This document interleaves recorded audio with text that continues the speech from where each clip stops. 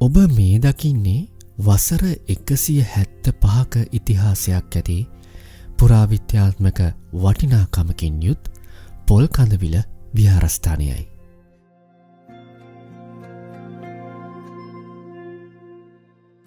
මේ පන්සලට කියන්නේ ගෝපෙක් සේතුබිම්බාරාම විහාරස්ථානය. බොහොම අවුරුදු බොහොම පැරණි විහාරස්ථානය. අපේ ආචාර්ය ප්‍රාචාර්යන් වහන්සේලා වැඩ සිටි බල සම්පන්න විහාරස්ථානය. පොල්කඳවිල සේතුබිම්බාරාමය කියලා කියන්නේ ගෝපේ සේතුබිම්බාරාමය. කලේගාන පළාත් සභාව පිටිපස්ස තියෙන විහාරස්ථානය. මේ විහාරස්ථානයේ ප්‍රධාන වශයෙන් ලස්සන කල්බල් ශෛලමය බුද්ධ ප්‍රතිමාවක් තියෙනවා.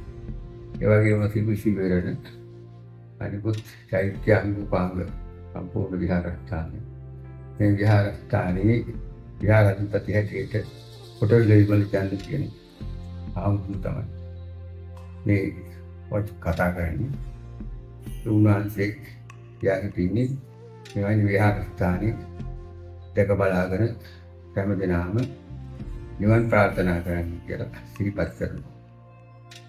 ගාල්ල කලේගාන පිහිටා ඇති මෙම විහාරස්ථානය සැදැහැ සිතින් දැක බලාගෙන පින් අනුමෝදන් කර ගැනීමට පැමිණෙන ලෙස ඔබ සැමට ආරාධනා.